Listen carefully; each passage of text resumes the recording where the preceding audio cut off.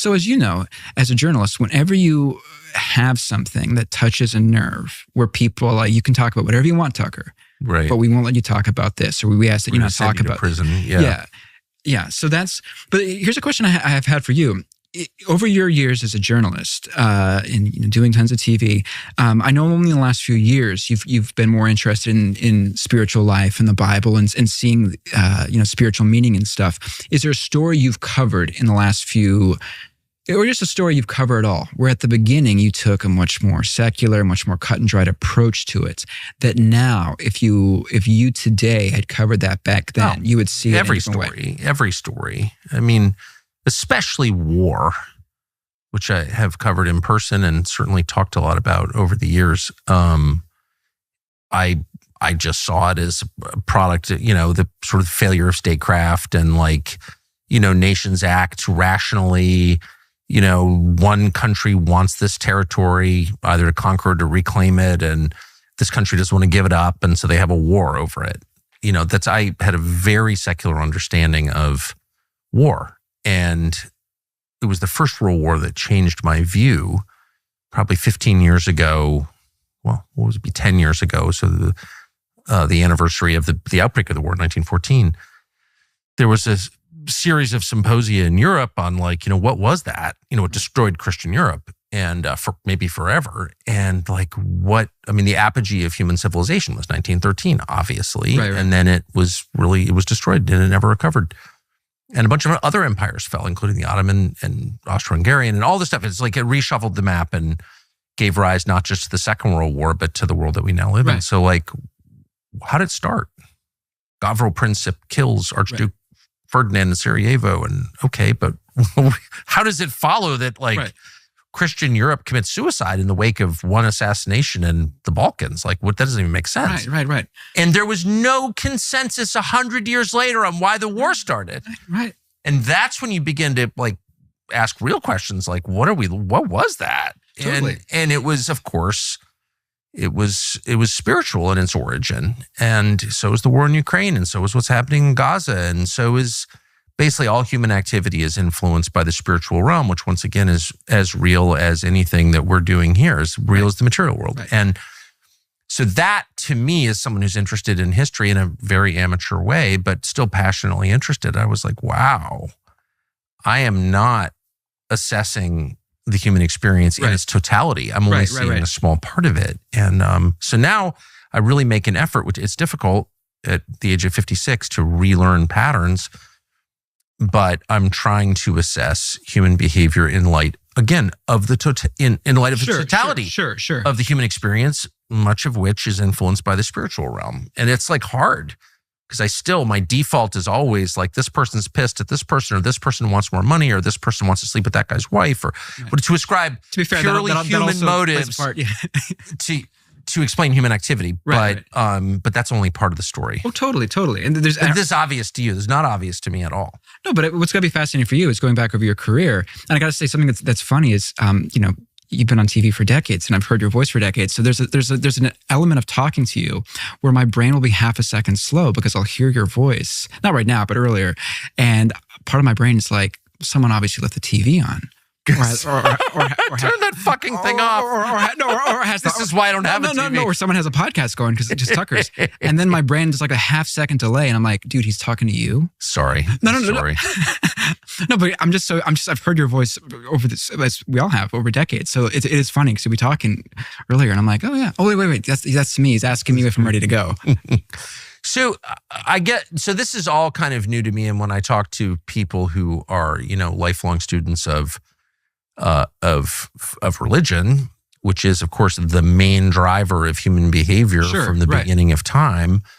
And again, since we dropped the atom bomb, we have lied to ourselves about that and kind of deleted that whole category from public conversation, which is, it's been left to Jerry Falwell and Rabbi Shmuley and other various buffoons to talk about religion. It's so sad, but it's been moved to the fringes. But when I talk to someone like you who's clearly thought about this much more deeply than I have and over a much longer period. I am a man of many books and PDFs. Yeah, but it doesn't sound like it's shocking to you. Well, that's the thing we're going back to talking about earlier in terms of it's a mixture of, in my case, having read a lot, but also knowing people and knowing some people involved. We were talking earlier about, when you have a father who works in journalism, it grounds you. And same thing with like what people call conspiracy theories, where you're able to know off the bat just a general sense of stuff because you're like, oh, that guy's friends with my dad. That can't be true. Or that exactly could be. The life I've lived. That's exactly right. Too close. Right. Proximity causes blindness. It's weird. You don't. But it's tremendously helpful though in these things because so many of these things are so insane and so weird that most people can't parse it. I mean, I didn't bring this up earlier, but with my grandfather in particular, the way I kind of even know a lot about sordid stuff. I mean, there were so many scandals, Tucker, that my grandfather was like, he had some like insight into, like he was going to play Jimmy Hoffa in a movie, bought the rights to him. He met Jimmy Hoffa, hung out with him in Fort Lauderdale a week before Hoffa died. One of his best friends was killed by the Manson family. On the other side of my family, the Ted Kennedy crash in Chappaquiddick, his lawyers called my grandmother's house accidentally. They were trying to call the Harborview Hotel, which was one digit off, 3337 versus 3377. So, his lawyers accidentally called my grandmother and goes, Ted there? So that's like 3 of like 10 of like the major sordid tabloids. So I bring that up to say and you would know this from your father too as a journalist, when you grow up in an environment where weird stuff is not just there to be gawped at or go, wow, that's something no one can ever figure out. You have enough information that you're able to go like, no, my dad knows him and I've met him. I know so-and-so. If I do the research, I can get maybe to 50% of knowing the story when anyone else can get to 40%, which is still huge in the grand scheme of things. So I've had the opposite experience. And even now, especially now, when I read about people in the media and they're described as one thing and I know them pretty well and I don't see that at all. And yet it's clearly true. Right.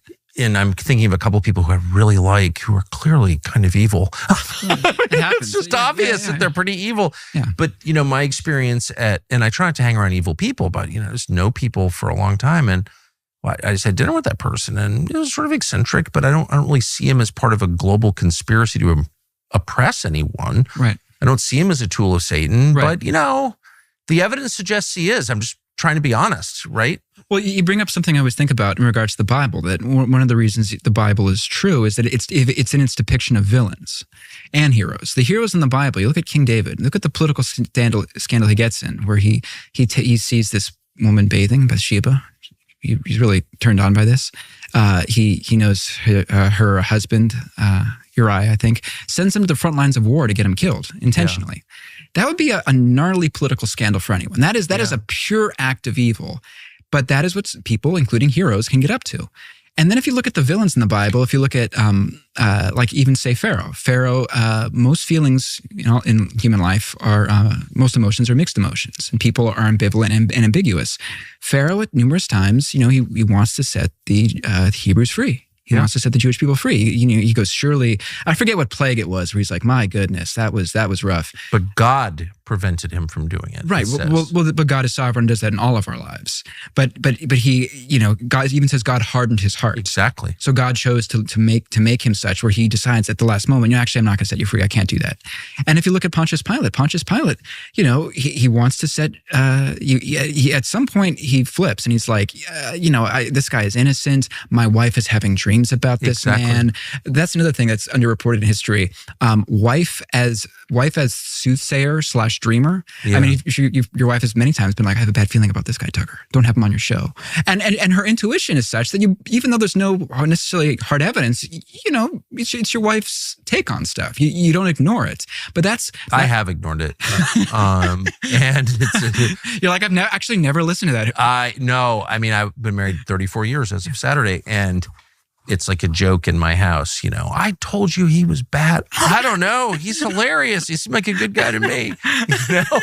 That's hilarious. Yeah. So you'd be the Pontius Pilate, where she's like, oh, don't arrest this man. I had a dream. 100%. And you're like, whatever. I'm doing my work right now. I'm very shallow. So someone who's amusing or fun to have dinner with. I just get swept away. I like that guy. You know what I mean? You're like, Barabbas was amazing on that podcast. I gotta have him on. He's fantastic. So just one last question about Nick Land. I'm fixated on this because I don't fully understand, but his role in this movement, it clearly is a loose movement. Sure.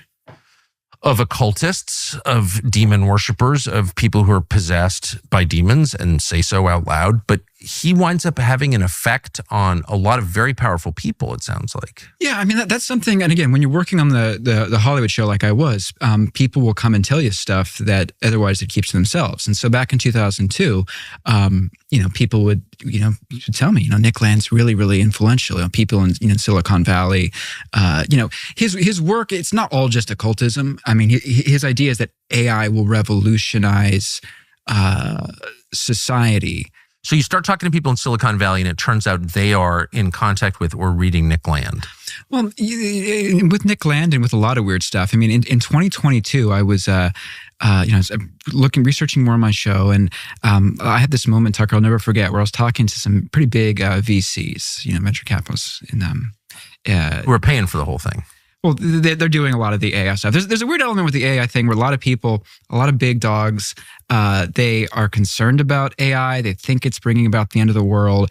But at the same time, they don't want to stop working on it and funding it. That's exactly right. It's a lot like, you're probably not familiar with the Ralph Wiggum Simpsons meme where I'm going to explain a meme, a joke, which it's always a great way of bringing out the humor in something is to explain it scientifically. But it brings it to life, the frog. Ralph Wiggum has been asked to do like a Milgram experiment of giving electric shocks to people, and he hates it, and he's sobbing hysterically. But even while he's sobbing hysterically, he's still flicking the knob and delivering the shocks to people. So he's crying and still doing it.